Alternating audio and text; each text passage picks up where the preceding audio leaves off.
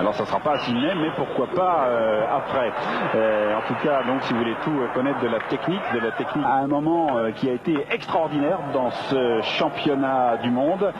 C'était d'ailleurs toujours lors des préliminaires, me semble-t-il, ou des huitièmes de finale, j'aurais vu. Dans les groupes.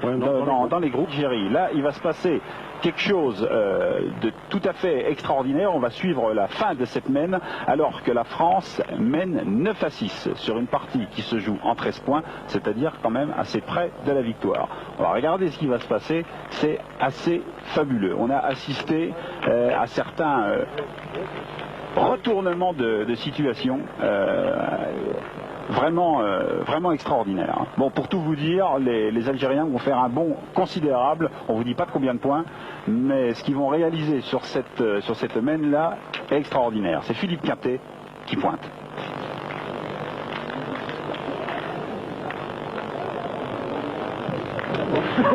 Pas eu de chance, ils n'ont pas eu de chance cette équipe, hein. Omar Othmani, Rachid Belaïd, Daman Kalesh, ils n'ont pas eu de chance du tout. Ils vont rencontrer de nouveau les Français cette fois-ci en huitième de finale et ils vont perdre d'un point.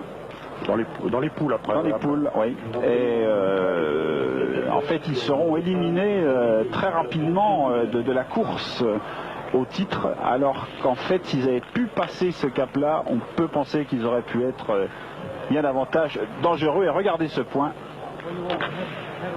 Parce qu'on peut dire, c'est que David Le Dantec, le champion du monde pointeur, a fait un super championnat du monde.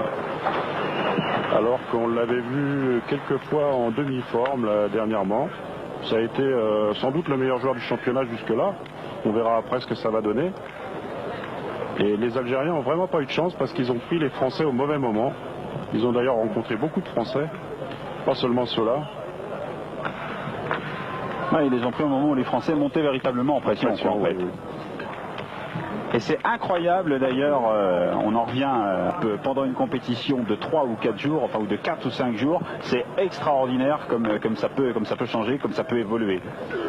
L'équipe de France qui mène toujours, et là on mesure et on mesure encore.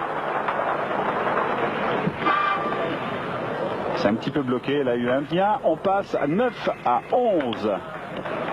5 points d'un seul coup, c'est quand même pas fréquent, ça arrive, c'est quand même pas fréquent, et quand ça vous arrive, quand ça vous arrive à vous, c'est un bon coup au moral, et quand ça vous arrive contre grand-chose de choses dans cette partie, il faut avoir, vous le disiez il y a quelques instants, il faut véritablement avoir les nerfs solides, il faut être rodé, quoi, je pense, tout simplement. Bien sûr, c'est ce qui fait la différence d'ailleurs avec les joueurs français et les joueurs étrangers qui participent aux compétitions en France pendant les compétitions d'été, et qui a d'ailleurs récemment participé aux demi-finales du mondial de Millau.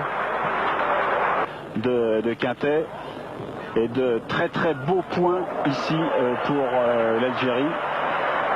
Et d'ailleurs de très beaux points, vous pouvez également en voir dans une cassette qui a été éditée sur le mondial de Millau, où là aussi il y a une belle collection d'une part de beaux tirs, de beaux carreaux.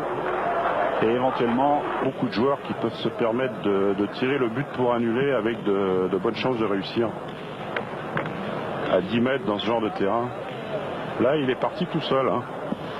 Oui, c'était pas volontaire. Là, il jouait la boule, mais enfin, il était derrière. Le cochon était derrière. Donc, il est parti. Et regardez les autres. S'il y a un joueur calme dans le circuit, eh bien, c'est bien Marco Foglio qu'on a vu il y a quelques instants, qui semble toujours un petit peu dominer les débats, alors qu'on voit là la victoire.